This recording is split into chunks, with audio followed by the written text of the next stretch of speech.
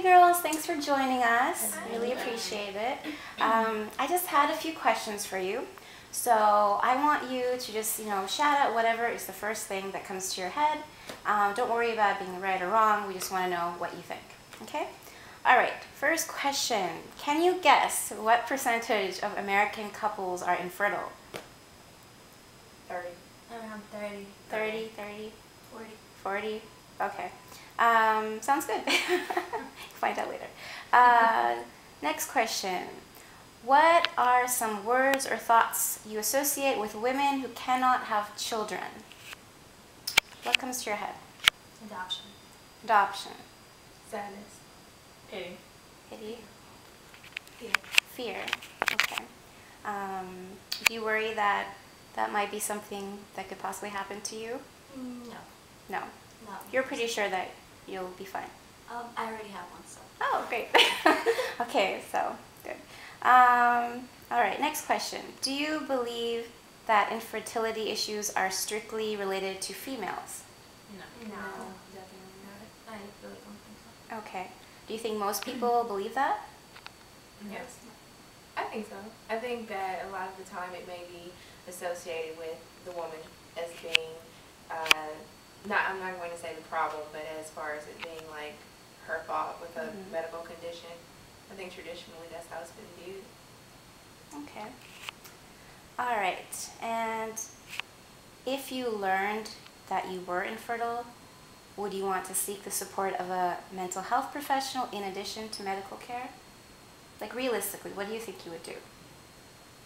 Probably because I think that's something that's a pretty, big part of a woman's life in general, So to find out that you're not able to have kids is more than just a physical reaction. It's definitely a mental reaction. So I would think that would be the smarter thing to do. So if I was in that situation, that's probably what I would do. Do you feel like, you say this now, but do you think at the time you would feel kind of, embarrassed talking about it, or feel like it's not necessary, like you're just complaining, or?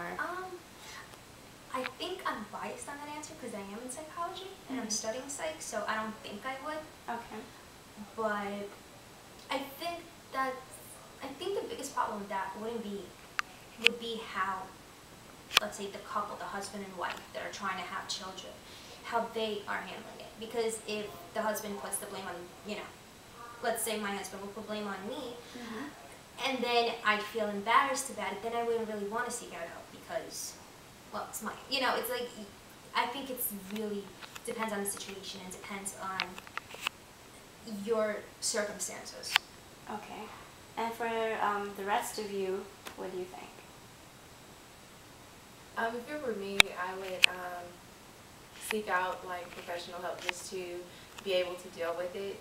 Just being me, like I'm a private person, so I think it would be easier for me to speak with a professional first and prepare myself for actually or even if I chose to share it with family, and just because it's a private issue, and I think that would allow me to learn how to deal and cope with it first before sharing it.